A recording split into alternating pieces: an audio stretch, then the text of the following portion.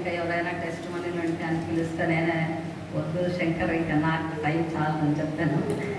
ఎవరంటే next week ఇవ్వండి. ఒక చిన్న ప్రార్థన చేసుకొని దేవుని వాక్యాన్ని చూసుకుంటాం.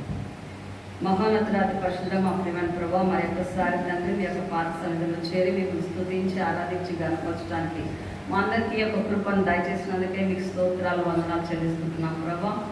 ఈ రోజు నా ప్రభా ప్రకటన గ్రంథాన్ని మేము ధ్యానిస్తున్నట్టుండగా తండ్రి ఇది మా యొక్క వాక్యం కాదు, కానీ మీ వద్ద నుండి వచ్చినటువంటి వాక్యము మీ యొక్క పరిశుద్ధాత్మ శక్తి ద్వారా తండ్రి మీరు ఉంచినటువంటి మర్మాలను మాకు బయలుపరిచి ప్రభా ఆ మర్మాలను మేము గ్రహించుకొని ప్రభా మా జీవితాలను మేము సరిపరచుకొని ప్రభా ఈ లోకంలో ప్రభా ఉన్నంత వరకు కూడా తండ్రి మేము మీ బిడ్డలుగా జీవిస్తూ మరియు తండ్రి ఆ యొక్క పరలోక రాజ్యానికి చేరేటటువంటి వారసత్వాన్ని కలిగి రక్షణను ప్రతిరోజు కాపాడుకుంటూ ప్రభా మరి తండ్రి మీ చెంతకు చేరే అంతవరకు కూడా ప్రభా మరి తండ్రి మీరు ఇచ్చినటువంటి ప్రతి ఒక్క వాక్యాన్ని గట్టిగా పట్టుకొని ప్రభా ఆ వాక్య ప్రకారంగా మేము నడవటానికి మాకు సహాయాన్ని కృపను మీరు అనుగ్రహించాలని వేడుకొంచు ఈ యొక్క ప్రార్థన మా ప్రభువుని రక్షకుడైనటువంటి యేసుక్రీస్తు నామంలో అడిగి పొందుతున్నాం తండ్రి, ఆమేన్.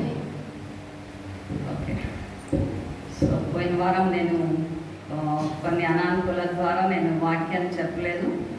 అయితే అందరికి కూడా జ్ఞాపకం ఉంది అనుకుంటాను. ప్రకటన గ్రంథము 13వ అధ్యాయము.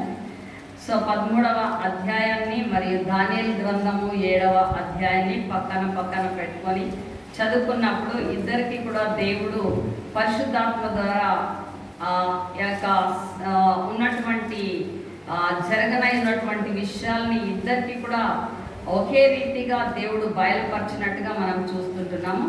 ఒకసారి 13వ అధ్యాయం మరి ఒకసారి 1-2 వచనాలని నేను చదువుతాను.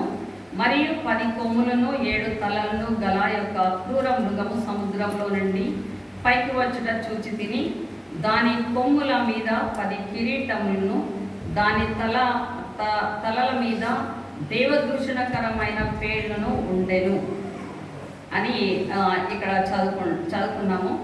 అయితే మీరు అనుకోవచ్చు ఈ 10 కొమ్ములు అంటే ఏమి అని. 7 తలల గురించి నేను పోయిన వారం నేను చెప్పలేదు. అయితే సముద్రంలో నుండి పైకి వచ్చుట చూచి తిని అనే దాని గురించి నేను చెప్పాను.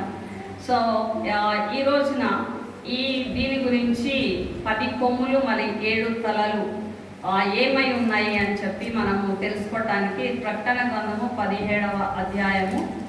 సో 10వ వచనంలో మనం ఒకసారి 10వ వచనం నుంచి చదువుకుందాము, లేదా 9వ వచనం నుంచి చదువుతాను. ఇందులో జ్ఞానము గల మనస్సు కనబడును. ఆ 7 తలలు ఆ స్త్రీ కూర్చున్న 7 కొండలు, మరి 7 రాజులు కలరు. 5 కూలిపోయేది, ఒకడున్నాడు కడుమవాడు ఇకను రాలేదు. వచ్చినప్పుడు అతడు కొంచెం కాలం ఉండవలెను.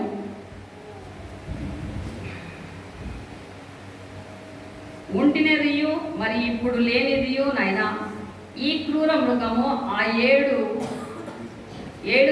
పాటు ఒక్కడునై ఉండి తానే 8వ రాజు అగుచు నాశనమునకు పోవును. సో ఇక్కడ మనం చూసినప్పుడు 7 తలలు మీద స్త్రీ కూర్చున్నది, 7 కొండలు అని కూడా చెప్పబడింది. 7 రాజులు కలరు, 5 కూలిపోయిరి అని ఉంది. సో ఇక్కడ మనము దానియేలు గ్రంథంలో చూసినట్టుగా 2వ అధ్యాయంలో 4 రాజ్యాలని కూడా మనం చూసాము. అయితే ఈ యొక్క 4వ రాజ్యము రోమా ప్రభుత్వము అని మనం చూసుకుంటాం. ఈ యొక్క రోమా ప్రభుత్వంలో ఇక్కడ 5 రాజులు కూలిపోయిరి అని ఉంది. 5 రాజులు కూలిపోయిరి అంటే ఆల్రెడీ వాళ్ళు అంటే ప్రకటన గ్రంథం రాసినటువంటి యోహాను అతని కాలంలో 5 కూడా అక్కడ కూలిపోయినట్టుగా మనము చూస్తున్నాం. మొదటి రోమా ప్రభుత్వాన్ని ఏలినటువంటి రాజు జూలియస్ సీజర్.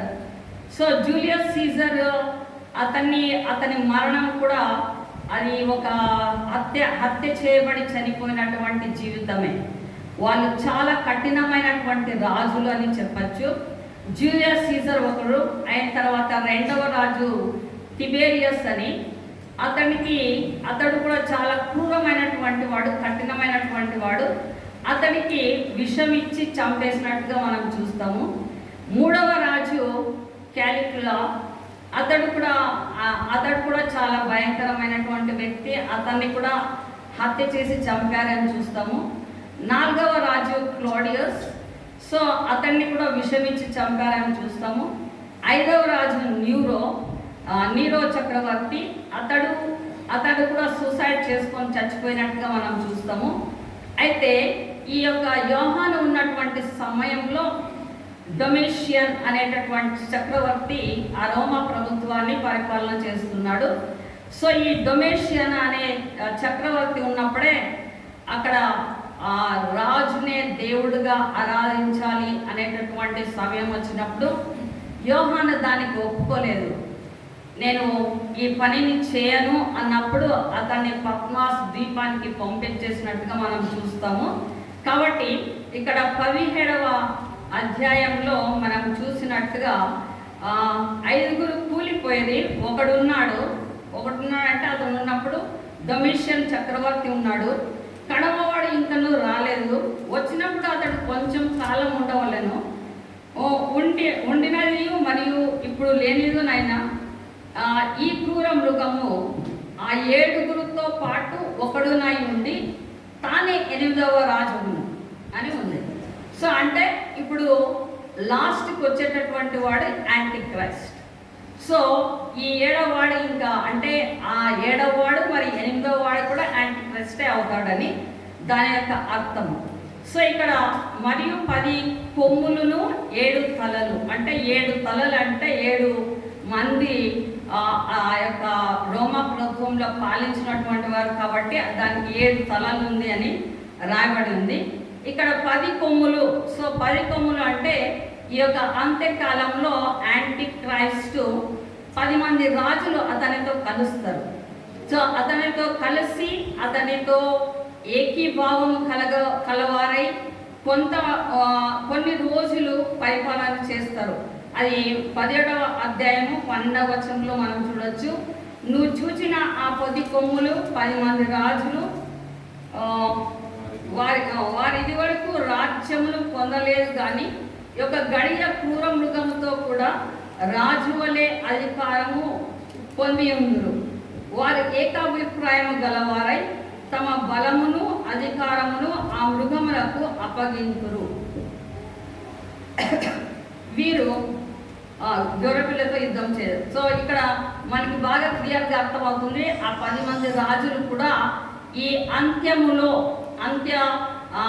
యాంటీ క్రైస్ట్తో కూడా కలిసి వాళ్ళందరూ కూడా ఏక అభిప్రాయం గలవారై వాళ్ళందరూ కూడా ఒకే పనినే చేస్తారని మనం చూస్తాము. లాస్ట్ వీకే నేను దీని గురించి చెప్పాను. ఇక్కడ 2వ వచనము ప్రకటన గ్రంథం 13వ అధ్యాయం 2వ వచనంలో నేను చూచిన ఆ మృగము చిరత కొల్లిని పోలిండెను, దాని పాదములు ఎలుగు వంటి పాదములు వంటివి, దాని నోరు సింహము వంటిది అనింది. ఇక్కడ మనము దానియేలు గ్రంథంలో చూసినప్పుడు ఇది రివర్స్లో ఇక్కడ ఉంది. ఫస్ట్ చిరుత పులి అని ఉంది, ఆ తర్వాత ఎలుగుబంటి అని ఉంది, ఆ తర్వాత సింహం అని ఉంది. యాక్చువల్లీ దానియేలు గ్రంథంలో సింహంతో స్టార్ట్ అవుతుంది, సింహము, ఆ తర్వాత ఎలుగుబంటి, ఆ తర్వాత చిరుత పులి వస్తుంది. సో ఇక్కడ రివర్స్లో ఉంది. అయినప్పటికీ ఎందుకంటే ఇవన్నీ కూడా వాటిలో ఉన్నటువంటి క్రూరమైనటువంటి విషయాలు ఈ యొక్క యాంటీ క్రైస్ట్లో ఉన్నట్లుగా మనము చూస్తున్నాం. సో ఈ యొక్క యాంటీ క్రైస్ట్ అనేటటువంటి వాడు అతడు తన స్వంత బలము కాదు, స్వంత శక్తి కాదు, కానీ ఇక్కడ కింద మనము చూసినప్పుడు మనకి బాగా తెలుస్తుంది ఆ ఘట సర్పము వానికి అధికారం ఇచ్చింది అని. ఇది 2వ వచనం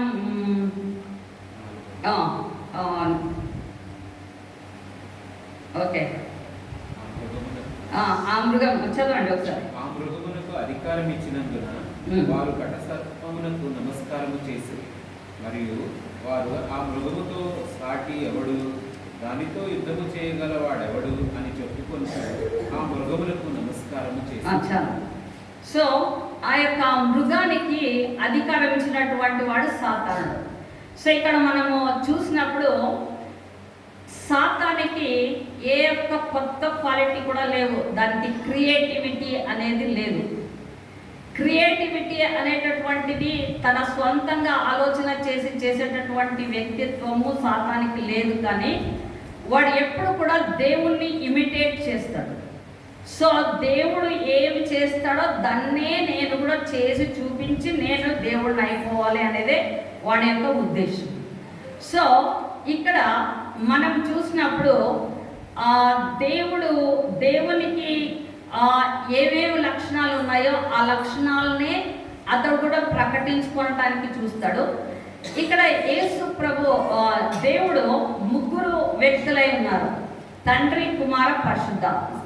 తండ్రి, కుమార, పరిశుద్ధాత్మ ఎలాగైతే ఉన్నారో అలాగే సాతాను కూడా ఇమిటేట్ చేసి యేసు ప్రభు ఈ లోకానికి వచ్చినప్పుడు ఆయన 40 రోజులు ఉపవాసం ఉండిన తర్వాత అతనికి శోధన వస్తుంది. శోధన వచ్చినప్పుడు సాతాను అంటాడు, నీకు ఇవన్నీ కూడా ఈ లోక రాజ్యాన్ని అంతా కూడా నేను నీకు ఇచ్చేస్తాను, నా అధికారం అంతా నీకు ఇచ్చేస్తాను, ఒక్కసారి నాకు నమస్కారం చేస్తావా అని అడుగుతుంది సాతాను. అయితే దేవుడు యేసయ్య ఒప్పుకోరు, నువ్వే నాకు నమస్కరించి వెళ్ళాలి, అంతేకాని నేను నీ మాటకి లోబడని అంటారు యేసయ్య. అయితే ఇక్కడ ఎందుకు అట్లా జరిగింది అంటే వాడు ఈ యొక్క లోకంలో పడవేయబడ్డాడు కాబట్టి, ఇప్పుడు దేవుడే పరలోకం నుంచి కిందికి దిగి వచ్చాడు కాబట్టి వాడు అనుకుంటున్నది ఇది నా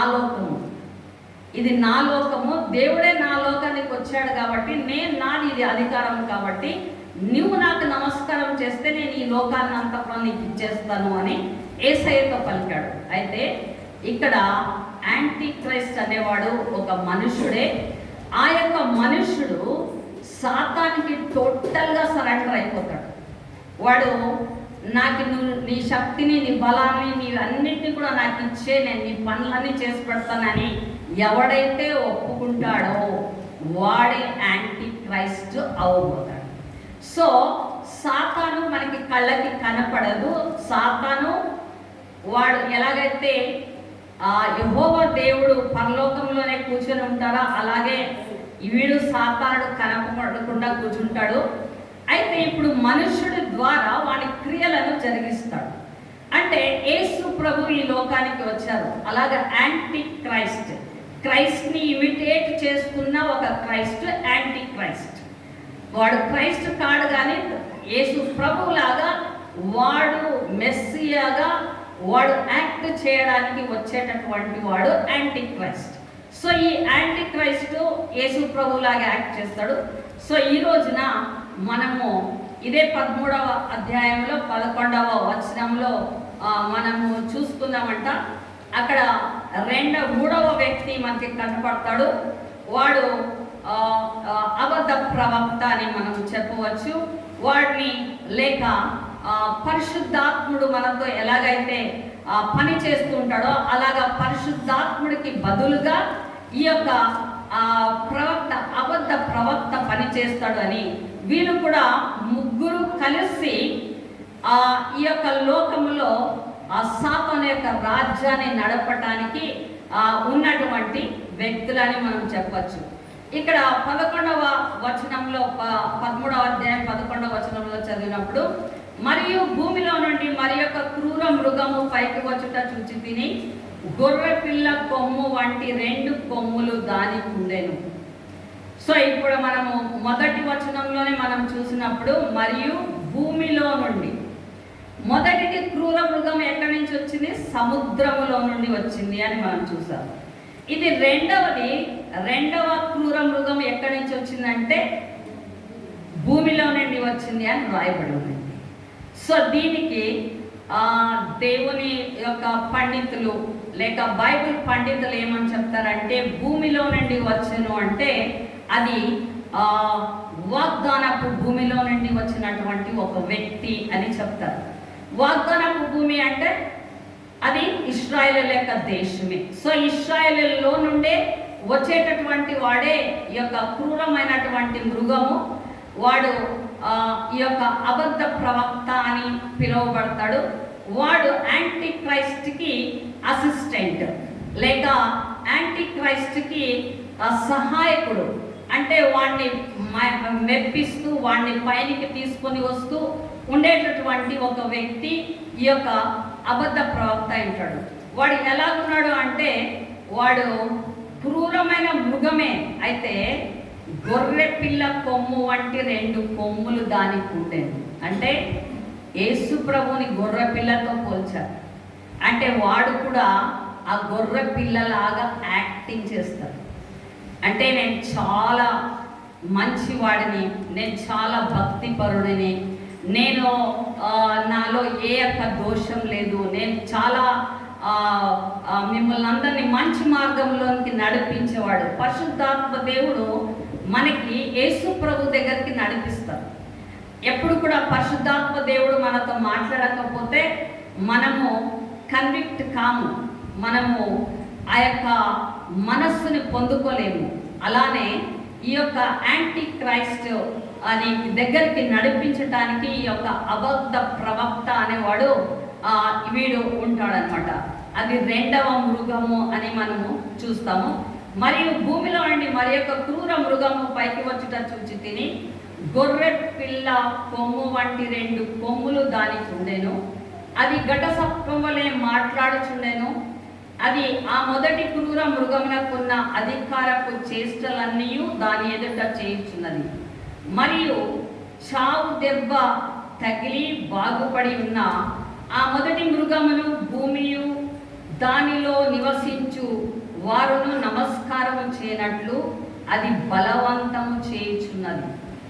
సో దీని పని ఏమి అంటే యాంటీ క్రైస్ట్కి మీరందరూ నమస్కారం చేయండి, ఆయన్నే పూజించండి, ఆయనే దేవుడు అనండి. అతడే దేవుడు, ఎందుకంటే అతడు చావు దెబ్బ కలిగి మళ్ళా బ్రతికి వచ్చినవాడు. వాడితో యుద్ధం చేయగలవాడు ఎవడున్నాడు? వాడికి సాటి అయినటువంటి వాడు ఎవరున్నారు? ఎవరు లేరు. కాబట్టి వాడే నిజమైనటువంటి మెస్సియా, వాడే నిజమైనటువంటి క్రైస్ట్ అన్నటువంటి పిక్చర్ని ఈ యొక్క అబద్ధ ప్రవక్త ఇస్తాడు అని మనము చూసుకోగలుగుతాము. కాబట్టి మత్తయి రాసిన సువార్త 24వ అధ్యాయంలో మనము చూసినట్లయితే ఇక్కడ యేసు ప్రభువే చెప్పారు, అనేకులు నా పేరిట వచ్చి నేనే క్రీస్తునని చెప్పి పలువురిని మోసపుచ్చెదరు. సో ఇక్కడ యేసు ప్రభువు నేనే యేసు ప్రభునని చెప్పి నా పేరు చెప్పుకొని వస్తారు, వారిని మీరు నమ్మద్దండి అని యేసు ప్రభువే ఈ యొక్క అంత్యకాలంలో జరగనై ఉన్నటువంటి ఆ యొక్క విషయాన్ని చెప్తున్నట్టుగా మనము చూస్తున్నాం. ఆ తర్వాత మనము అదే మత్తయి రాసిన సువార్త 24వ అధ్యాయం 23వ వచనము 24వ వచనం కూడా చూసుకుందాము. ఆ కాలమందు ఎవడైనాను ఇదిగో క్రీస్తు ఇక్కడ ఉన్నాడు అక్కడ ఉన్నాడు అని చెప్పిన ఎడల నమ్మకుడి. అబద్ధపు క్రీస్తులను అబద్ధపు ప్రవక్తలను వచ్చి సాధ్యమైతే ఏర్పరచబడిన వారిని సహితము మోసపరచుటకై గొప్ప సూచక క్రియలను మహత్కార్యములను కనుపరచెదరు. సో ఇక్కడ యేసు ప్రభువే చెప్పేశారు అబద్ధ ప్రవక్త. వీడు ఈ యొక్క అబద్ధ ప్రవక్త పని ఏమంటే వాడు మోసం చేసేటటువంటిది. వాడు గొర్రె పిల్లలాగా వేషం వేసుకున్నాడు, కానీ వాడు తోడేలు వంటి వాడు. ఆ గొర్రె పిల్ల లాగా యాక్టింగ్ చేస్తున్నాడు, కానీ వాడు గొర్రె పిల్ల కాదు. వాడు మనుషులను మోసపరిచేటటువంటి వాడు. కాబట్టి యేసు ప్రభువు ఇక్కడ ముందుగానే చెప్పారు, అబద్ధ క్రీస్తులను అబద్ధపు ప్రవక్తలను వచ్చి సాధ్యమైతే ఏర్పరచబడిన వారిని కూడా మోసపరుస్తారు. ఈ విషయంలో జాగ్రత్తగా ఉండండి అని చెప్పి యేసు ప్రభువు చెప్పినట్టుగా మనము చూస్తున్నాం. సో ఈ వాక్య ప్రకారంగా మనం చూసినప్పుడు ఇక్కడ వాడు ఇంకా ఏమి చేయబోతున్నాడని మనం చూసినట్లయితే ఈ యొక్క 13వ అధ్యాయం, ప్రకటన 13వ అధ్యాయము మళ్ళీ 13వ వచనం, అది ఆకాశం నుండి భూమికి మనుషుల ఎదుట అగ్ని దిగి వచ్చినట్లుగా గొప్ప సూచనలు చేయించున్నది. ఇప్పుడు యేసు ప్రభువే చెప్పారు అక్కడ మత్తయి రాసిన సువార్తలో అద్భుతాలు చేస్తాడని. సో ఈ యొక్క అబద్ధ ప్రవక్త ఈ యొక్క అద్భుతాలని చేస్తాడు. ఏం చేస్తాడంటే అగ్ని దిగి వచ్చినట్లుగా చేస్తాడు. అగ్ని దిగి వచ్చటం ఒకటే కాదు కానీ ఇంకా వేరేవి కూడా, వేరే అద్భుతాలను కూడా చేసేటటువంటి వ్యక్తి.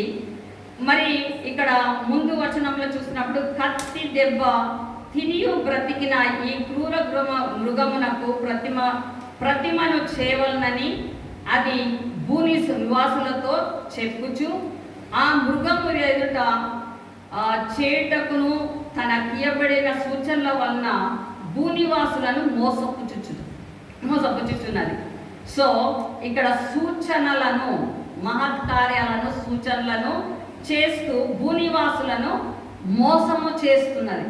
సో ఈ రెండవ మృగము అబద్ధ ప్రవక్త అయినటువంటి వాడు ఆ యొక్క మోసాన్ని చేస్తూ మనుషులను త్రిప్పినట్లుగా మనము చూస్తున్నాము. మరియు ఆ మృగము యొక్క ప్రతిమ మాట్లాడినట్లును, ఆ మృగము యొక్క ప్రతిమను నమస్కారము చేయని వారిని హతము చేయనట్లును, ఆ మృగము యొక్క ప్రతిమకు ప్రాణమిచ్చుటకై వానికి అధికారము ఇయ్యబడెను. సో ఇక్కడ మనం చూసినప్పుడు ఇది చాలా ముఖ్యమైనటువంటి వాక్యము, ముఖ్యమైనటువంటి విషయము మనం తెలుసుకోవాల్సి ఉంటున్నది. సో ఇక్కడ వాడు అద్భుతాలను చేస్తాడు ఒకటి. రెండవది ఏం చేస్తాడంట, ఆ యొక్క యాంటీ క్రైస్ట్కి ఒక పెద్ద బొమ్మని చేయమని, విగ్రహాన్ని చేయమని మనుషుల్ని ప్రేరేపిస్తున్నాడంట. ప్రేరేపించి ఆ యొక్క విగ్రహాన్ని చేసిన తర్వాత వానికి దానికి ప్రాణము పోయటానికి కూడా అధికారము ఇవ్వబడిందట.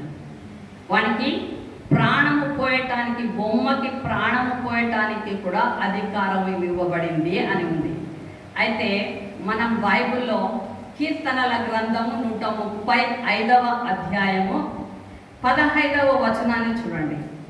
కీర్తనలు 135 15వ వచనం ఎవరైనా చదివితే బాగుంటుంది. చదువుతారా? కీర్తనలు 135:15. అన్యజనుల విగ్రహములు వెండి బంగారువి అవి మనుష్యుల చేతి పనులు. వాటికి నోరుండి పలకవు, కనులుండి చూడవు, చెవులుండి వినవు, వాటి నోళ్లలో ఊపిరి లేసమైనను లేదు. వాటిని చేయువారును వాటి యందు నమ్మిక ఉంచు వారందరూ వాటితో సమానులకు. ఇక్కడ మనము వాక్యాన్ని చదువుకున్నప్పుడు, ఇక్కడ ప్రకటన గ్రంథానికి వచ్చినప్పుడు ఎంత వ్యత్యాసాన్ని మనం చూస్తాము. అక్కడ చేతితో చేయబడినటువంటి విగ్రహానికి అది చచ్చినదై ఉంటున్నది, దానికి ఊపిరి లేదు, అవి మాట్లాడదు, దానికి ఏది కూడా లేదు అని మనము తెలుసుకున్నాము. అయితే ప్రకటన గ్రంథంకి వచ్చినప్పుడు మోసపోకండి, ఇక్కడ విగ్రహము మాట్లాడుతుంది. సో అదే వాక్యాన్ని పట్టుకొని కూర్చోవకండి. సో ఇక్కడ యాంటీ క్రైస్ట్ పీరియడ్లో ఈ యొక్క విగ్రహానికి అంత శక్తి, అంత బలం వస్తుంది.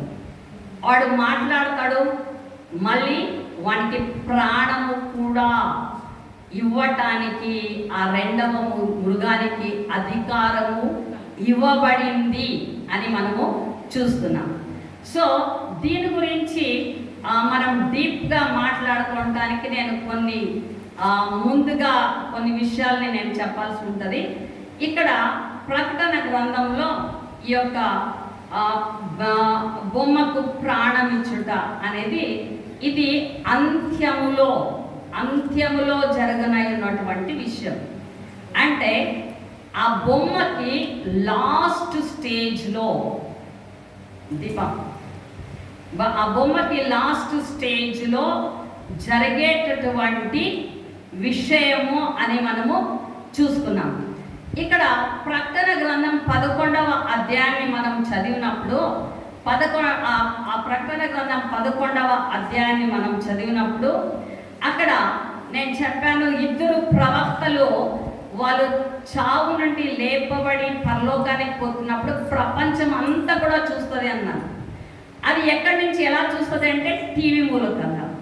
ఇది టీవీ అనేది ఇప్పుడు లోకం అన్నంతటా ఉంది, ప్రతి ఒక్కరు చూడగలరు.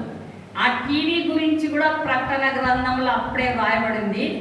ఇప్పుడు ఈ యొక్క బొమ్మ గురించి, ఈ యొక్క విగ్రహం గురించి మనం తెలుసుకోవాలంటే ఈ యొక్క వీడియోని ఒకసారి చూడండి. మీరు చూసిన తర్వాత మళ్ళీ నేను చెప్తాను. $140,000 is not enough to buy a house or get married. It can buy you a robot that can clean, cook, chat with you, and even bear children. This is the robot called Catgirl, developed by Musk. The robot is 173 centimeters tall, weighs 123 pounds, and has a lifelike texture on its face and hands. Its appearance and voice can be customized to your liking. She has a gentle and obedient personality with no negative emotions, making her the ideal partner. Moreover, the Catgirl robot can give birth. It has an artificial uterus inside, which fully simulates the growth environment of amniotic fluid in a mother. This system is capable of cultivating embryos. It can also monitor the baby's weight, blood pressure, heartbeat, body temperature, and respiratory rate in real time. Even more impressively, it can genetically modify embryos that are not implanted in the uterus and choose the baby's physical characteristics using over 300 genes, including intelligence levels, and ensure that your baby is free from hereditary diseases. It is said that this robot will be ready for mass production by 2026. So if the Catgirl robot really enters household. ఇప్పుడు మీరు చూశారు కదా ఈ బొమ్మ. ఇప్పుడు ఎంతవరకు బొమ్మ develop అయింది అనేది మీరు చూసారు. అంటే దీని గురించి మనము తెలుసుకోవాలంటే ఈ యొక్క ప్రకటన గ్రంథంలో రాయబడినటువంటి ఈ కింద వచనాల్ని కూడా నేను ఒకసారి చదువుతాను. చదివిన తర్వాత దేవుడు అప్పుడే దీని అన్నిటి గురించి కూడా రాయించారనేది మనకి తెలుస్తుంది. ఈ యొక్క బొమ్మని మీరు చూసారు, ఇది 2026 లోపల వస్తుందంట. ఈ రోబోట్ ఏం చేయగలుగుతుంది అంటే ఒక భార్య లేకపోయినా పర్వాలేదంట, ఇంటికి ఆ బొమ్మను కొనుక్కొని వచ్చి పెట్టేసుకుంటే ఇంట్లో ఉన్న పనులన్నీ చేసి పెడుతుందంట, మళ్ళీ బిడ్డల్ని కూడా కంటదంట. అంటే సైన్స్, ఈ టెక్నాలజీ అనేది ఎక్కడ వరకు డెవలప్ అయింది అని మీరు ఒక్కసారి ఆలోచన చేయండి. అయితే దానికి ప్రాణం ఒక్కటే లేదు.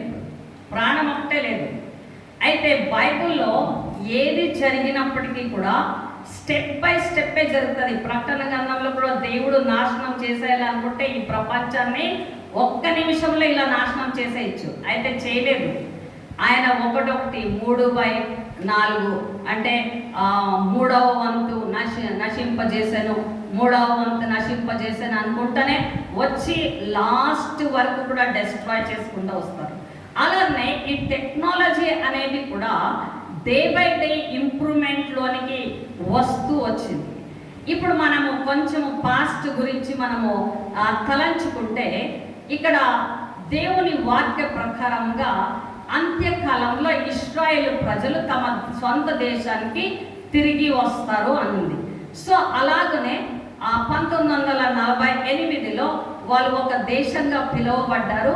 మరి ఇశ్రాయేలు ప్రజలు తమ దేశానికి, సొంత దేశానికి తిరిగి వచ్చినట్లుగా మనం చూస్తాం. అయితే ఇక్కడ మనం గమనించవలసినటువంటి విషయం ఏమంటే ఇప్పుడు మన అందరి చేతుల్లో కూడా మొబైల్స్ ఉంటున్నాయి. సో మొబైల్స్ ఉంటూ ఈ మొబైల్స్ ద్వారా ఈ మొబైల్ లేకపోతే పనినే జరగటం లేదు అని మనం అనుకుంటున్నాం. అయితే ఇది బైబిల్ ప్రకారము ఇది చాలా డేంజరస్. అంటే డేంజరస్. ఈ మొబైల్లో ఏఐ అనేది ఉంది, ఆల్రెడీ ఉంది. ఏఐ అనేది ఉంది. సో అంటే ఆర్టిఫిషియల్ ఇంటెలిజెన్స్ అని అంటాం. సో మనకందరికీ కూడా ఇంటెలిజెన్స్ ఉంది. సో మనం ఏం చేస్తాము, మన కార్యక్రమాలు అన్నీ కూడా మన యొక్క బ్రెయిన్ వర్క్ చేస్తుంది. ఆ బ్రెయిన్తో కూడా మనం అన్ని పనులను కూడా మనం చేసుకోగలుగుతున్నాం. సో ఇప్పుడు ఈ యొక్క ఆర్టిఫిషియల్ అనే ఇంటెలిజెన్స్ అనేది ఒక మనిషిలాగా అది కూడా అన్ని అర్థం చేసుకొని పనులను చేయటానికి శక్తి దానికి వచ్చింది. ఈ ఆర్టిఫిషియల్ ఇంటెలిజెన్స్లో మనము చూసినప్పుడు ఇది ఎలా సాధ్యపడింది అని మనం చూసినట్లయితే బైబిల్ ప్రకారంగా శాటిలైట్ అంటాం మనం. శాటిలైట్ అనేది దాని శక్తి ద్వారా ఈ యొక్క నెట్ కనెక్షన్స్ జరుగుతున్నాయి. ఈ శాటిలైట్ అనేది ఎక్కడ ఉంటుంది, ఆకాశంలో పెట్టాలి. సో శాటిలైట్ అనేది మ్యాన్ మేడ్ శాటిలైట్స్ ఉన్నాయి, గాడ్ మేడ్ శాటిలైట్స్ ఉంది. గాడ్ మేడ్ శాటిలైట్స్ అంటే రెండు పెద్దవి, అది మూన్ ఒకటి, ఇంకొకటి అర్త్. అర్త్ మూన్ రెండు పెద్ద శాటిలైట్స్. ఈ దేవుడు ఎప్పుడో నియమించాడు ఆయన. ఈ శాటిలైట్స్ ద్వారా ఈ లోకంలో మనం చేస్తున్న ప్రతి ఒక్క క్రియ కూడా దేవునికి అన్ని కూడా ఒక వీడియో లాగా మన జీవితాన్ని చేసి పెట్టుంటారు. రేపు అంటే జడ్జిమెంట్లో ఒకవేళ నిలబడితే మనం చేసినవన్నీ కూడా అక్కడ పిక్చర్స్ లాగా వస్తుంది. అంటే అది దేవునికి కలిగినటువంటి ఒక విశేషమైనటువంటి జ్ఞానం. ఆ జ్ఞానాన్ని ఇప్పుడు సేటన్ ఇమిటేట్ చేస్తున్నాడు. అంటే దేవుడు ఏమేమి చేస్తాడో అవన్నీ కూడా సాతాను చేయాలా అనేది వాని యొక్క ఆశ. దేవుడు మనిషిని సృష్టించుకున్నాడు, వానికి ప్రాణాన్ని పోసాడు. సో ఆది కాండంలో మనం చూస్తాము, మనిషిని మట్టితో సృష్టించుకొని దేవుడు అతనిలో ఊపిరిని ఊదారు అని మనం చూస్తాం. ఆ ఊపిరితో మనుష్యుడు అయ్యాడు. అలాగనే ఇప్పుడు సాతాను ఈ యొక్క లాస్ట్ స్టేజ్లో ఇక్కడ ఈ యొక్క అవక్త ప్రవక్త వాడికి అధికారం ఇవ్వబడింది. దేవుడు పైనుంచి పర్మిషన్ ఇస్తేనే వాడికి అధికారం వస్తుంది, అంతవరకు వాడికి పర్మిషన్ రాదు. అయితే వాడికి ఆ అధికారం ఇవ్వబడింది అని రాయబడింది కాబట్టి వాడు ఆ యొక్క బొమ్మకి ప్రాణము వచ్చేలాగున చేస్తాడు అని ఉంది. ఇప్పుడు ఇవన్నీ ఎక్కడ నుంచి ఎప్పుడు నుంచి జరుగుతున్నాయి ఈ యొక్క లోకంలో అని మనం చూసినట్లయితే మొట్టమొదటిగా టీవీ ఎప్పుడు వచ్చింది? 1945లో మొదటి టీవీ అంటే మొట్టమొదటిగా పబ్లిక్లోకి వచ్చినటువంటి టీవీ 1945లో వచ్చింది. అంటే ఇశ్రాయేలు ప్రజలు ఎప్పుడైతే ఆ యొక్క వాగ్దాన దేశంలో కాలు పెట్టారో అప్పుడు నుంచి ఈ క్రియలు జరుగుతున్నాయి. ఎందుకంటే ప్రకటన గ్రంథంలో రాయబడినటువంటివి నెరవేరాలంటే అవన్నీ కూడా దేవుని యొక్క ప్లాన్లో జరిగేటటువంటివి ఉన్నాయి. ఇంకొకటి మనం తెలుసుకున్నట్లయితే శాటిలైట్, ఇప్పుడు మనుష్యుడు తయారు చేసి శాటిలైట్ని పైకి పంపిస్తున్నాడు. ఆ శాటిలైట్ ద్వారా ఇక్కడ భూమి మీద జరిగే, భూమి పైన ఉండేవన్నీ కూడా క్యాప్చర్ అవుతాయి. శాటిలైట్లో భూమి పైన ఏమేమి జరుగుతుంటుందో పిక్చర్ చేయొచ్చు, వీడియో చేయొచ్చు, మళ్ళీ మాటల్ని క్యాచ్ చేయొచ్చు, అన్నీ కూడా జరుగుతుంది. ఎప్పుడు అంటే శాటిలైట్స్ ద్వారా. ఇది మనుషుడు సృష్టించుకున్నటువంటి శాటిలైట్స్. ఇప్పుడు పైన పోయి చూసినట్లయితే ప్రతి ఒక్క దేశము వాళ్ళు ప్రతి ఒక్కరు కూడా ఎన్నో శాటిలైట్స్ని పంపించారు పైనకి. ఇప్పుడు నంబర్ ఆఫ్ శాటిలైట్స్ ఉన్నాయి. అయితే మొట్టమొదట శాటిలైట్ని పంపించినటువంటి వాళ్ళు రష్యా వాళ్ళు, సోవియట్ యూనియన్. సో వాళ్ళు 1958లో స్పుట్నిక్ అనేటటువంటి ఆ యొక్క శాటిలైట్ని పంపించారు 1958లో. అంటే ఇది దేవుని యొక్క కార్యం జరగటానికి, ప్రకటన గ్రంథంలో రాయబడినటువంటి జరగటానికి దేవుడు అనుమతినిచ్చాడు. ఇప్పుడు ఎన్నో వేల కొద్ది సంవత్సరాల నుంచి భూమి మీద ఎన్నో జరుగుతున్నాయి. అయితే ఇటువంటి విషయం ఎప్పుడు జరగలేదు. ఇప్పుడు అంత్యకాలంలో ఉన్నాము కాబట్టి దేవుడు పలికిన ప్రతి మాట నెరవేర్చబడాలి. కాబట్టి ఈ యొక్క విషయాలు ఈ యొక్క భూమి మీద జరుగుతున్నాయని మనం తెలుసుకోవాలి. సరే, ఈ శాటిలైట్స్ ద్వారా ఇప్పుడు మొబైల్స్లో అన్నీ కూడా జరుగుతున్నాయి. అంటే ఈ యొక్క మొబైల్లో చిప్ కూడా ఉంటుంది. ఇది ఈ యొక్క ఏఐ అనేది ఏం చేస్తుందంటే, మనము ఏమి చెప్తే దాన్ని అర్థం చేసుకొని మనకి మళ్ళా రిఫ్లెక్ట్ అవుతుంది. ఇప్పుడు మీకు ఏదైనా ఒకటి ఈరోజు ఏదో ఒక ఫుడ్ రెసిపీ చూడాలనుకున్నారు అనుకోండి, ఫుడ్ రెసిపీ ఏదో ఐటమ్ మీరు కొడితే అదేం చేస్తుందంటే, దాంతో ఒక్కటి మీరు అడిగితే దాని వెనకాల 10 చూపిస్తుంది. 10 అంటే అది మీ మనస్సును గ్రహించి మీకు ఏ ఒక్క ఆశ ఉంది, మీలో ఏ కోరిక ఉంది అని తెలుసుకొని మీకు అన్నీ కూడా ఇంకా 10 దానికి చేకూర్చి మీకు చూపిస్తుంది. ఈ ఏఐ చేసేటటువంటి పని. ఇప్పుడు అదే ఏఐని తీసుకొని ఇప్పుడు రోబోట్స్, ఇప్పుడు మనం చూసిన పిక్చర్ చూసారు కదా, దానికి ఒక మనిషి రూపాన్ని ఇచ్చి దాన్నే ఏఐనే దాంట్లో పెట్టి ఇంకా ఎక్కువ టెక్నాలజీ పెరిగింది.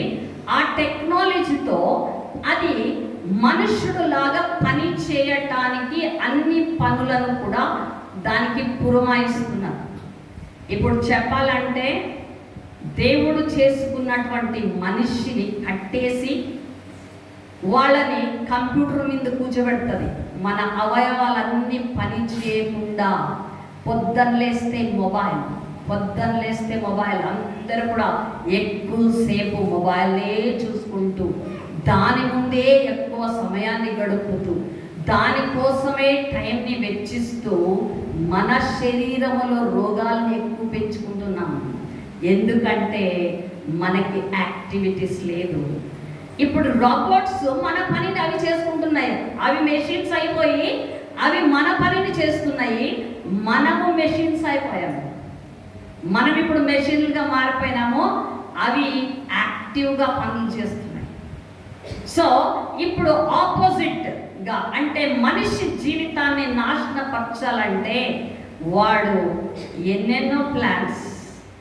సో యాంటీ క్రైస్ట్ వాడు ప్లాన్స్ ప్రకారంగా మనిషి జీవితాన్ని ఎలాగ నాశనపరచాలో అని చేస్తున్నాడు. ఇక్కడ దీనికన్నా ముందుగా మనము నేను ఈ విషయాన్ని కూడా మీకు చెప్పాలని అనుకుంటున్నాను. ఈ యొక్క ఇశ్రాయేలు ప్రజలు అందరూ కూడా ఈ యొక్క యాంటీ క్రైస్ట్ని వాళ్ళు ముందు 3.5 సంవత్సరాలు వారు నమ్ముతారు అని నేను చెప్పాను. ఆ 3.5 సంవత్సరం అయినాక వాళ్ళకి తెలుస్తుంది ఇది వీడు నిజమైనటువంటి యొక్క ప్రవక్త కాదు, లేక మెస్సయ్య కాదు అని వాళ్ళు తెలుసుకుంటారు. అయితే యోవేలు గ్రంథము ఇంకా యేసు ప్రభు పుట్టకున ముందే ఎప్పుడో రాయబడినటువంటిది. యోవేలు గ్రంథముని తీయండి. యోవేలు గ్రంథము 2వ అధ్యాయాన్ని తీయండి. 2వ అధ్యాయంలో మనము మొదటి నుంచి ఒక 10 వచనాల వరకు చదువుకుంటామంట. అక్కడ బాగా వినండి. ఈ బొమ్మ లేక రోబోట్స్ చేసేటటువంటి విషయాల గురించి అక్కడ యోవేలు గ్రంథంలో రాయబడిందని మనం తెలుసుకోవాలి. అవి ఏమేమి పనులు చేస్తాయి, ఎలా పనులు చేస్తాయి అనేది మనం తెలుసుకుందాము. సో 2వ అధ్యాయము, సీయోను కొండ మీద బాక ఊదుడి, నా పరిశుద్ధ పర్వతం మీద హెచ్చరిక నాదము చేయడి, యెహోవా దినము వచ్చుచున్నదని అది సమీపమై ఆయననియు దేశ నివాసులు వణుకుదురు.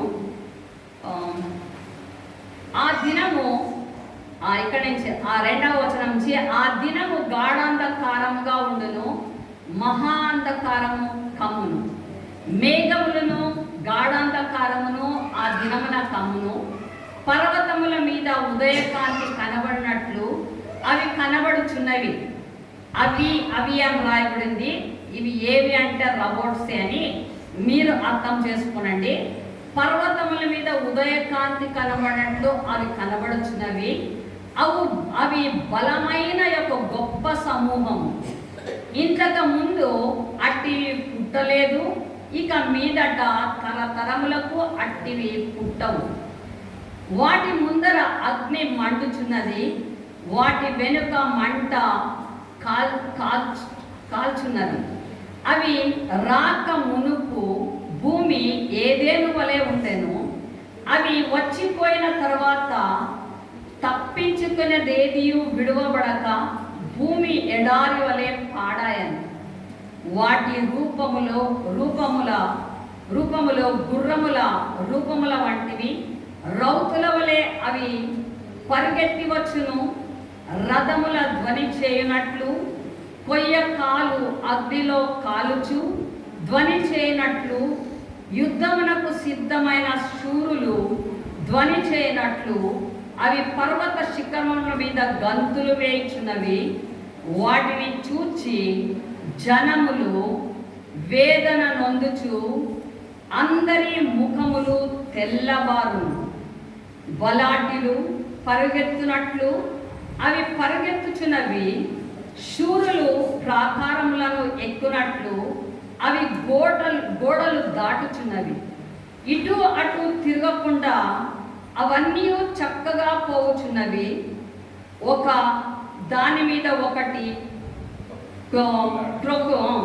త్రొక్కులాడక అవన్నీ చక్కగా పోవుచున్నవి. ఆయుధముల మీద పడినను త్రోవ విడువవు. పట్టణములో నఖముఖాల పరిగెత్తుచున్నవి. గోడల మీద ఎక్కి ఇండ్లలోనికి చొరబడుచున్నవి. దొంగలు వచ్చినట్లు కిటికీలలో గుండా జొరబడుచున్నవి. వాటి భయము చేత భూమి కంపించుచున్నది, ఆకాశము తత్తరించుచున్నది. సూర్య చంద్రులను తేజోహీనత కలుగుచున్నది. నక్షత్రములకు కాంతి తప్పుచున్నది. సో ఇక్కడి వరకు మనం చూసినప్పుడు ఆ యొక్క రోబోట్స్ అనేవి ఈ యొక్క యాంటీ క్రైస్ట్ని ఎప్పుడైతే ఈ యోవెల్ గ్రంథం ఇంటికి పోయిన తర్వాత మీరు చదువుకోండి, నేను ఇప్పుడు దాని గురించి ఎక్స్ప్లెనేషన్ ఇవ్వను. ఈ యొక్క వాళ్ళు ఎప్పుడైతే యాంటీ క్రైస్ట్ని రిజెక్ట్ చేసినప్పుడు అప్పుడు ఏం చేస్తారంటే వీడు కోపం వచ్చి ఆ ఇశ్రాయేల్ ప్రజల మీద ఈ రోబోట్స్ యుద్ధానికి వెళ్తాయి. సో యుద్ధంకి వెళ్ళినప్పుడు అందుకనే మత్తయి రాసినటువంటి సువార్త 24వ అధ్యాయంలో మళ్ళీ 15వ వచనం నుంచి మనం చూసుకున్నట్లయితే, మత్తయి రాసిన సువార్త 24:15వ వచనం నుంచి మనం చూసినట్లయితే అక్కడ యేసు ప్రభువే చెప్పారు, కాబట్టి ప్రవక్త అయిన దానియేలు ద్వారా చెప్పబడిన నాశనకరమైన ఏ వస్తువు పరిశుద్ధ స్థలమందు నిలచుండుట మీరు చూడగానే చదువువాడు గ్రహించును గాక. యూదయలో ఉండువారు కొండలకు పారిపోవలను. మిద్దె మీద ఉండువాడు తన ఇంటిలో నుండి ఏదైనాను తీసుకొని పోవుటకు దిగకూడదు. పొలంలో ఉండువాడు తన బట్టలు తీసుకొని పోవుటకు ఇంటికి రాకూడదు. అయ్యో ఆ దినములలో గర్భిణులకును పాలించు వారికి శ్రమ, అప్పుడు మహాశ్రమ కలుగును. గనుక మీరు పారిపోవుట చలికాలమందైనను విశ్రాంతి దినమందైనను సంభవింపకుండునని ప్రార్థించుడి. లోకారంభము నుండి ఇప్పటి వరకు అట్టే శ్రమ కలగలేదు, ఇక ఎప్పుడు కలగబోదు. ఆ దినములు తక్కువ చేయబడకపోయిన ఎడల ఏ శరీరియు తప్పించుకొనడు. సో ఈ యొక్క వాక్యము యేసు ప్రభువే చెప్పారు తన నోటి ద్వారా. ఈ యొక్క ఇశ్రాయేల్ ప్రజలు ఎప్పుడైతే ఈ యొక్క యాంటీ క్రైస్ట్కి తిరగబడతారో ఈ యొక్క రోబోట్స్ పనిచేస్తాయి. అందుకనే ఆ రోబోట్స్ ప్రతి ఒక్క ఇశ్రాయేల్ ఇంటికి కావలి ఉంటాయి. అవి కిటికీల గుండా కూడా దిగి వాళ్ళని బాధిస్తాయి. ఎట్లా అంటే యాంటీ క్రైస్టే దేవుడు అని ఒప్పుకోండి, లేకపోతే మీరు బ్రతకలేరు. సో ఈ రోబోట్స్ అంతగా పని చేయబోతాయి. రేపు వాడికి ఏ ఒక్క సహాయం కావట్లేదు. ఈ యొక్క రోబోట్స్ ద్వారా యాంటీ క్రైస్ట్ తుత్తునియలుగా మనం పోయిన వారం చూసినప్పుడు వాడు ఇనుములాగా పనిచేస్తాడు, వాడు పళ్ళు తో కొరికి పారేస్తాడని ఉంది. సో అలాంటివి జరగటానికి అంటే ఘోరమైనటువంటి ఈ యొక్క లోకంలో ఎప్పుడు జరగలేనటువంటి విషయాలు ఆ యొక్క సమయంలో జరుగుతాయి. అది ఎప్పుడెప్పుడు ఈ లోకంలో జరగలేదు, ఇక ముందే ఎప్పటికి కూడా జరగబోదు అన్నారు. సో ఈ రోబోట్స్ అనేది ఆ యొక్క మనుషుల్ని వేధిస్తాయి, బాధిస్తాయి. కాబట్టి యేసు ప్రభు అన్నారు, మీ ఇంటిలోకి తిరిగిపోయి నేను బట్టలు తెచ్చుకుంటాను, తెచ్చినాక అడవికి పరిగెత్తిపోతాను దేవా అని చెప్పద్దండి. ఎక్కడున్నోళ్ళు అక్కడ అట్లే వదిలేసి అడవికి పారిపోండి. అప్పుడే ఈ యొక్క ప్రకటన గ్రంథం 12వ అధ్యాయంలో మనం చూసినట్టుగా అప్పుడు వాళ్ళని పట్టుకోవడానికి కాదు, వాళ్ళు ఈ యొక్క యోవేలు గ్రంథంలో మీరు చూసినప్పుడు ఆ యోవేలు గ్రంథంలో వాళ్ళు అక్కడ నుంచి కూడా వాళ్ళు రిపెంటెన్స్ పొందుతారు, దేవునికే మొరబెట్టుకుంటారు, ప్రభువా మాకు ఇంకా సహాయం ఎక్కడ కూడా లేదు, మీరు తప్పితే అన్నప్పుడు దేవుడు వాళ్ళని అడవికి పంపిస్తారు అని మనం చూస్తాము. అదే యోవేలు గ్రంథంలో అదే 2వ అధ్యాయంలో ఆఖరి వచనంని మనం చూసినప్పుడు యెహోవా సెలవిచ్చినట్లు సీయోను కొండ మీదను యెరూషలేములోను తప్పించుకొనిన వారందరూ శేషించిన వారిలో యెహోవా పిలుచువారు కనబడుదురు. ఆ దినమున యెహోవా నామమును బట్టి ఆయనకు ప్రార్థన చేయు వారందరూ రక్షింపబడుదురు. సో ఇక్కడ ఎప్పుడైతే అది జరుగుతుందో వాళ్ళు పశ్చాత్తాపడి దేవుడిని వేడుకున్నప్పుడు వారిని దేవుడు రక్షిస్తాడనుంది. ఇదే వచనమే మళ్ళీ మనము ప్రకటన గ్రంథము 14వ అధ్యాయము 1వ వచనంలో చూస్తే అదే ఇశ్రాయేల్ ప్రజలు, మరియు నేను చూడగా ఇదిగో ఆ గొర్రె పిల్ల సియోను పర్వతము మీద నిలబడి ఉండెను, ఆయన నామమును ఆయన తండ్రి నామమును నొసళ్ళ యందు లిఖింపబడి ఉన్న 144,000 మంది ఆయనతో కూడా ఉండిరి. సో సియోను కొండ మీద అక్కడ యోవేల్లో చూసినప్పుడు సియోను కొండ మీద రక్షింపబడిన వారు ఉన్నారు అని, ఇక్కడ ప్రకటన గ్రంథంలో కూడా సియోను కొండ మీద యేసు ప్రభుతో పాటు వాళ్ళందరూ కూడా గొర్రె పిల్లతో పాటు వారు ఉన్నారు, రక్షింపబడ్డారు అని వ్రాయబడి ఉన్నట్లుగా మనము చూస్తున్నాం.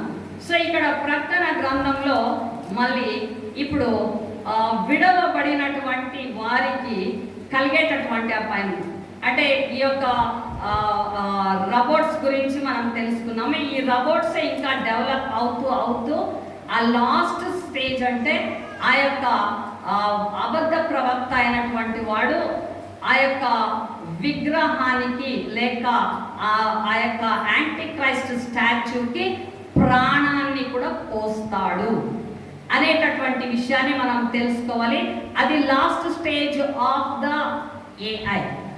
సో ఆ లాస్ట్ స్టేజ్కి వచ్చినప్పుడు ఏఐ అలాగా మారబోతుంది. ఆ యొక్క ఏఐ మనిషిలాగా మాట్లాడతాడు, మళ్ళీ వాడు ప్రవచనాలు కూడా చెప్తాడు.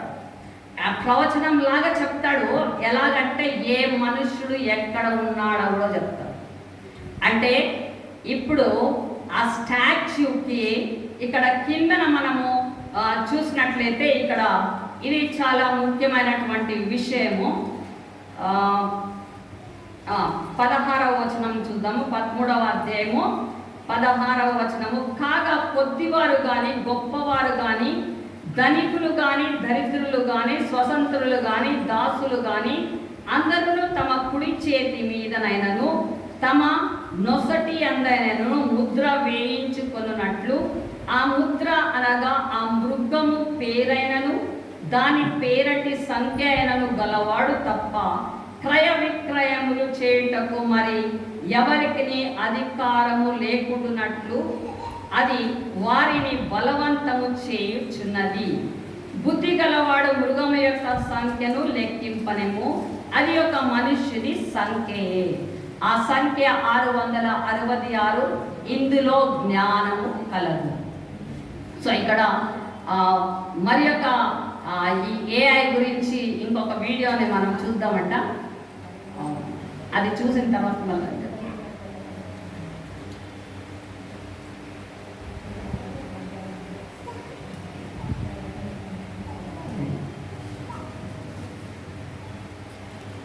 Picture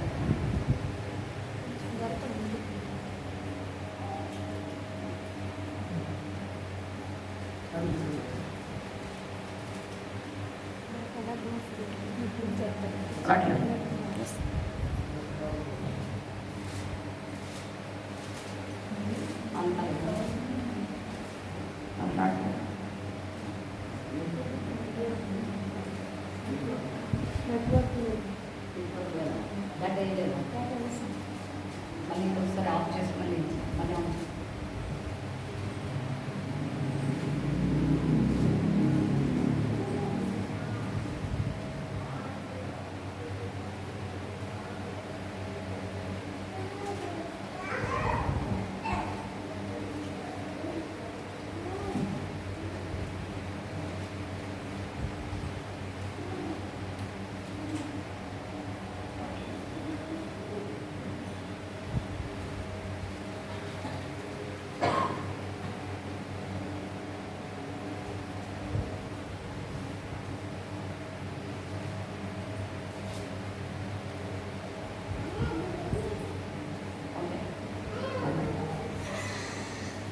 so next video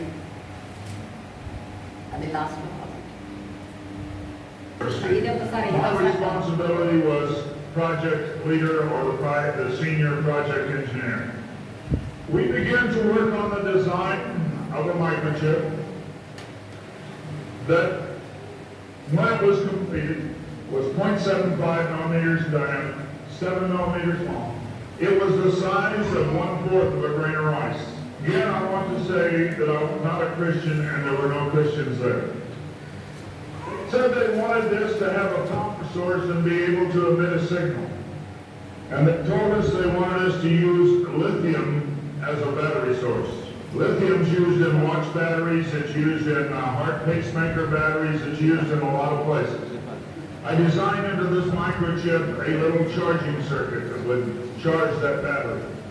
This sounds like a lot of technical things coming together, but if you'll bear with me 1 minute, you'll see what God has laid out about this microchip.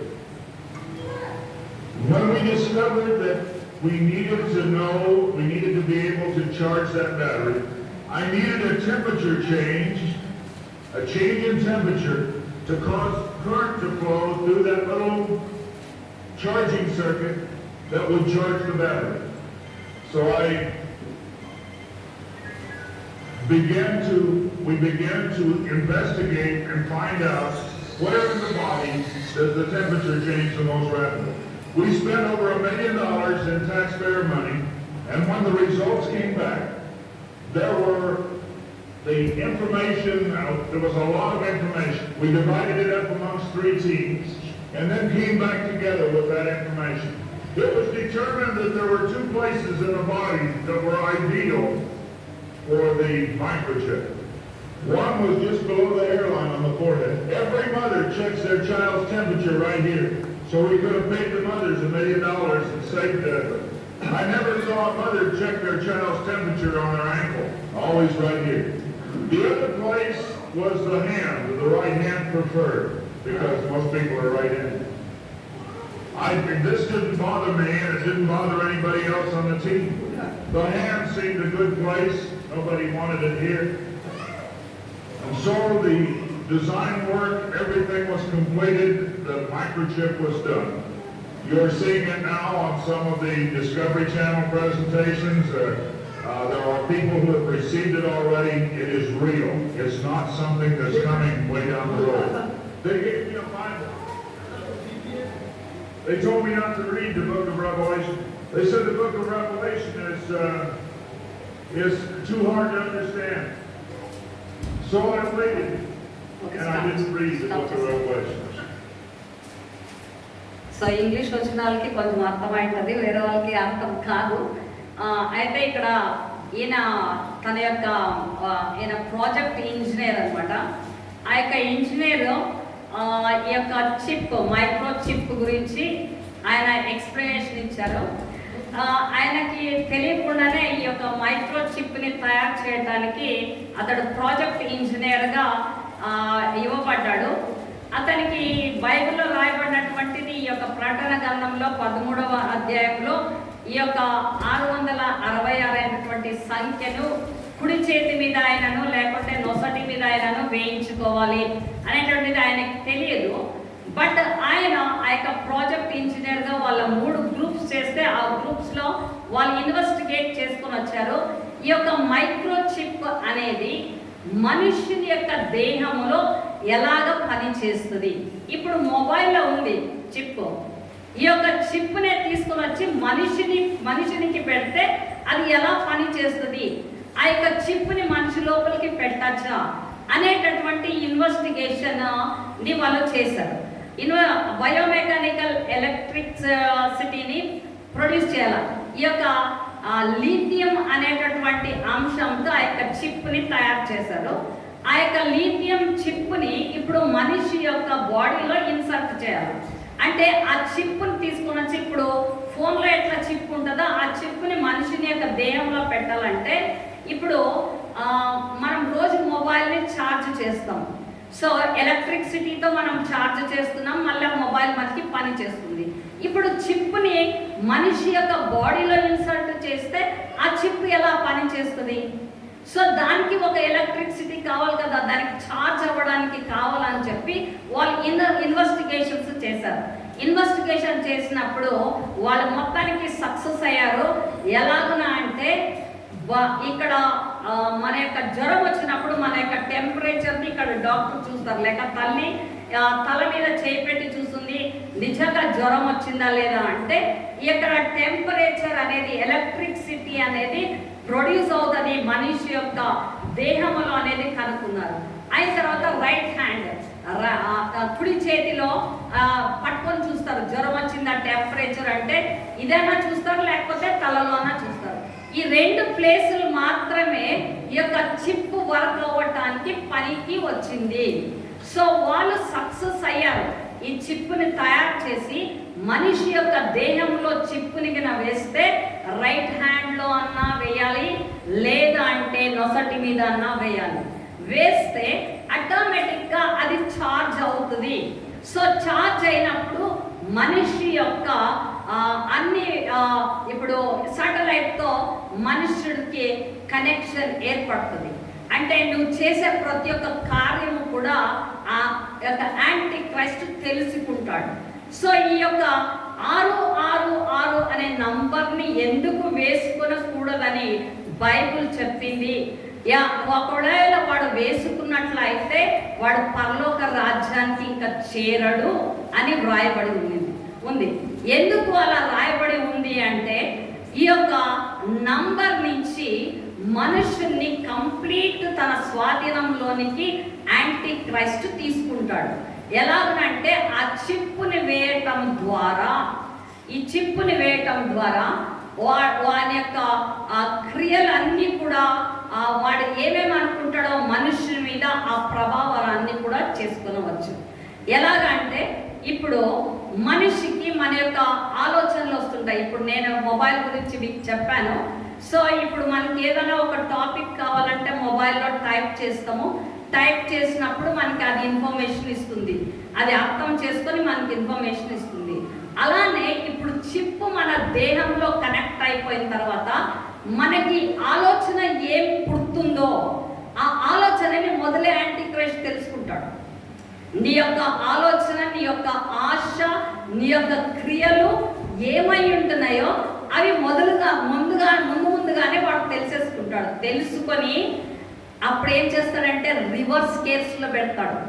ఇప్పుడు నీకు ఇష్టమైనవి చూపిస్తుంది మొబైల్లో, అప్పుడు నీకు ఇష్టమైనవి చూపించదు. వాడికి ఇష్టమైనది నువ్వు చేయలాగున చేస్తుంది. అంటే నీవు వాడు స్వాధీనం అయిపోతావు. వాడు కూర్చోమంటే కూర్చోవాలి, లేయమంటే లేయాలి, పరిగెత్తమంటే పరిగెత్తాలి, దేవుణ్ణి తిట్టు అంటే నువ్వు తిట్టాలి. అంటే దేవునికి విరుద్ధంగా పని చేయటానికి ఆ చిప్పుని మన దేహంలో ఇన్సర్ట్ చేస్తారు. ఇది మనము గ్రహించవలసింది. కాబట్టి ఈ యొక్క చిప్పుని ఎప్పుడు కూడా క్రైస్తవులమైనటువంటి మనము ఏ రోజు కూడా ఎప్పుడు కూడా వేసుకునకూడదు. సో వేసుకుంటే ఏమవుతుంది అని ఇదే ప్రకటన గ్రంథము 14వ అధ్యాయము 9వ వచనం నుంచి మనం చదువుకున్నాము. మరియు వేరొక దూత అనగా 3వ దూత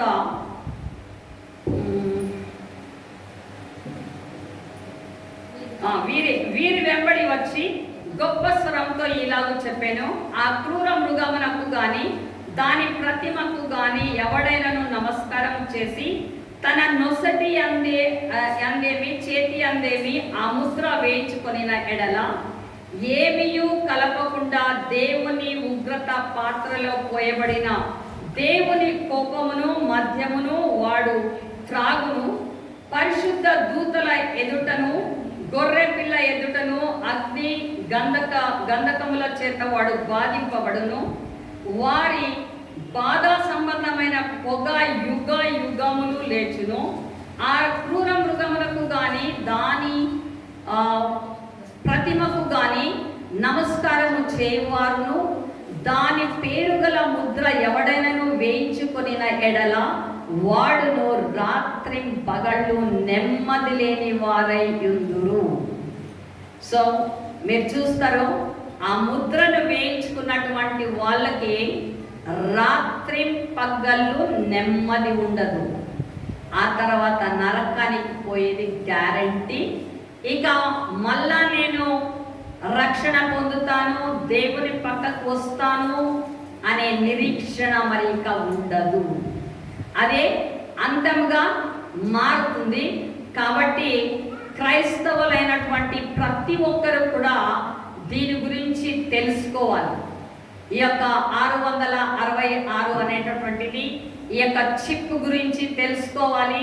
ఆ చిప్ని ఎప్పుడు కూడా అయితే వాడు ఏమని కండిషన్ పెడతాడంటే, నువ్వు ఏదైనా కొనాలా లేదా నువ్వు అమ్మాలి అనుకుంటే ఈ ముద్ర గలవాడు మాత్రమే క్రయ విక్రయములు చేయటానికి అని బంధకాల్లో పెడతాడు. ఒకటి మొట్టమొదటిగా వాడు రాజకీయంగా బంధకాల్లో ఉంచుతాడు. రెండవది మత సంబంధముగా, అంటే ఈ యొక్క అబద్ధ ప్రవక్త ద్వారా రిలీజియన్గా మార్చి యాంటీ క్రైస్టే దేవుడు వాడికే మొక్కాలి, వాడినే ఆరాధించాలని రెండవ బంధకాల్లో పెడతాడు. మూడవ బంధకం ఏమంటే ఆర్థిక పరిస్థితిని తీసుకొని వచ్చి బంధకాల్లో పెడతాడు. అంటే నీకు తినడానికి తాగడానికి ఇక మీదట ఏవి కూడా దొరకదు అని. అందుకే బైబిల్ చెప్తుంది ఇక్కడ పరిశుద్ధుల సహనము అనేది చాలా ప్రాముఖ్యము. ఈ యొక్క పరిశుద్ధులు సహనము కలిగి ఒకవేళ ఈ లోకములో రాప్చర్లో ఎత్తబడకపోయి విడవబడితే అప్పుడు ఈ శ్రమలన్నీ సహించటానికి ఉండాలి. అప్పుడు కూడా ఈ రోబోట్సే ఉంటాయేమో తెలీదు, అవి చంపచ్చు, లేకపోతే జైల్లో వేసి అక్కడ తనచ్చు. ఏది చేసినా కూడా అవన్నీ కూడా ఓర్చుకోవడానికి మనిషికి విశ్వాసము శక్తి అక్కడ కనిపించాలి పరిశుద్ధులకు అని వ్రాయబడి ఉంది. కాబట్టి ఆ యొక్క ముద్ర వేయించుకోలేకపోయినా పర్లేదు, అన్నం తినకపోయినా పర్లేదు, భోజనం ఉన్నా పర్లేదు, భోజనం లేకపోయినా పర్లేదు, ముద్రను వేయించుకోకూడదు, కొన్ని రోజులు కష్టపడినా పర్లేదు, పరలోక రాజ్యానికి అప్పుడైనా చేరుకోవాలనుకున్నప్పుడు అవన్నీ కూడా తెలుసుకోవాలి. ఆ తర్వాత మోసగించబడకూడదు. అబద్ధ ప్రవక్త బలవంతం చేస్తాడు, సాధ్యమైతే ఏర్పరచబడిన వారిని కూడా మోసంలోనికి దించుతాడు అని వ్రాయబడి ఉన్నది. కాబట్టి ఇవన్నీ విషయాల్లో మనం జాగ్రత్త కలిగి ఉండాలి. అందరూ చాలా మందికి ఈ టెక్నాలజీ గురించి తెలీదు. చాలా మంది మురిసిపోతుంటారు, ఓ మొబైల్స్ వచ్చేసినాయి, ఓ గొప్పగా జరిగిపోతుంది. అయితే ఇది బైబిల్కి విరుద్ధమైనటువంటిది. ఈ టెక్నాలజీ అన్నీ కూడా నాశనం చేయటానికే సిద్ధమవుతున్నటువంటిది. సో ఇప్పుడు ట్రాక్ చేయడానికి ఇప్పుడే వచ్చేసింది. ఒక యాప్ వేసుకుంటే ఫోన్ నంబర్ ఉంటే వాళ్ళు ఎక్కడ రోమ్ చేస్తున్నారో తెలుసుకుంటారు, అవునా? సో మన సహోదరుడు హత్య జరిగింది కూడా మనకి తెలుసు. వాళ్ళు ఎక్కడైనా ట్రాక్ చేసుకొని చూసిండొచ్చు, చేసుకొని ఫాలో అప్ చేసిండొచ్చు, ఏదైనా చేయగలుగుతారు. సో కాబట్టి ఇప్పుడు టెక్నాలజీ అలాగుంది, ఏది కూడా దాసి ఉంచడానికి లేదు. మన బ్యాంక్ అకౌంట్స్, మనకు ఉన్నటువంటి ప్రతి ఒక్క విషయము అన్నీ కూడా ఆ యొక్క శాటిలైట్స్తో లింక్ అయిపోతున్నాయి. అవన్నీ కూడా అప్పుడే రికార్డ్ చేయబడింది. ఒకవేళ ర్యాప్చర్ అయిపోతే one world government, anti Christ గవర్నమెంట్కి ఇది చాలా ఉపయోగకరము.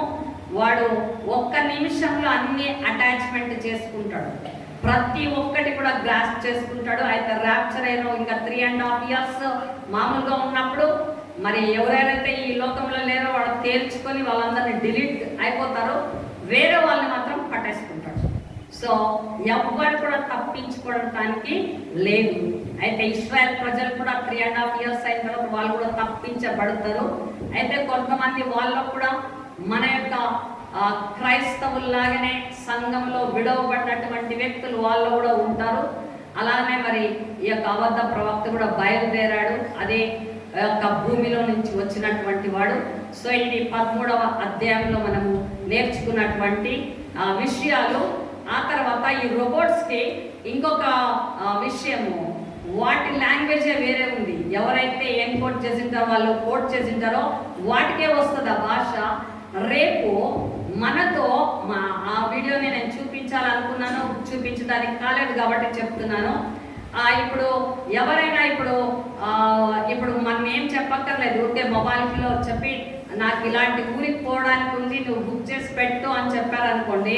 బుక్ చేయమంటే ఏ హోటల్ ఎక్కడ అనేది అదే సెర్చ్ చేసి అక్కడ ఉన్నటువంటి అసిస్టెంట్తో ఆ యొక్క హోటల్లో ఉన్నటువంటి, అంటే మనుషుడు కాదు అది, మళ్ళీ మొబైల్ అది కంప్యూటరే, దాంతో మాట్లాడుకుంటుంది. మాట్లాడినప్పుడు ఏమని చెప్తుంది తెలుసా? మీరు మాత్రం ఇంగ్లీష్లో చెప్తాడు, ఆ తర్వాత వాటి లాంగ్వేజ్లో అవి మాట్లాడుతుంటాయి. ఎలాగంటే ఏ హైకు ఉన్న లాంగ్వేజ్ వేరే అవుతుంది, మనకి ఆ భాష తెలీదు, దాని నుంచి మనకి గందరగోళం కలుగుతుంది. సో ఆ భాష తెలియకుండా అవేం మాట్లాడుకుంటాయో మనకి తెలీదు, అవి ఏమి ఎవరిపైన యుద్ధానికి పోతాయో తెలియవు. కాబట్టి అలాగా అవి రెండు ఆ భాషల్లో మాట్లాడుకొని బుక్ చేసేస్తుంది. బుక్ చేసేది అంతా అయిపోయినాక your work has been done అంటది, అంతే. దాంట్లో మనం తెలుసుకోవాలి. సో ఇలాగన ప్రపంచాన్నే గందరగోళం కలిగించేటటువంటి రోజులు వస్తుంటున్నాయి. కాబట్టి మనమందరం కూడా జాగ్రత్త కలిగి మన విశ్వాసంలో మనము కాపాడబడుతూ రోజు మన రక్షణని కాపాడుకుంటూ ఇతరులకు సాధ్యమైనంత మటుకు మనము దేవుని తట్టుకు త్రిప్పటానికి మరియు హెచ్చరించడానికి ఆ సమయం కలిగి మరి మనమందరం కూడా ఆ సంఘం ఎత్తబడే రోజు కోసమై ప్రతిరోజు సిద్ధంగా ఉండాలి. ఆల్రెడీ మనం ఆ డేస్లో ఉన్నాము అనిపిస్తుంటున్నది. కాబట్టి ఎప్పుడు ర్యాప్చర్ జరుగుతుందో తెలియదు. కాబట్టి మనం అందరం హెచ్చరిక కలిగి ఆ ర్యాప్చర్లో ఎత్తబడగలిగేలాగా ఉండాలని దేవుడు మనందరినీ కూడా ఆశీర్వదించాలని చెప్తూ ఈ యొక్క వాక్యాన్ని ముగిస్తున్నాను. ఈరోజు 15 నిమిషాలు ఎక్కువ తీసుకున్నాను, సారీ, లేకపోతే నేను కంప్లీట్ చేయలేను. Okay, thank you.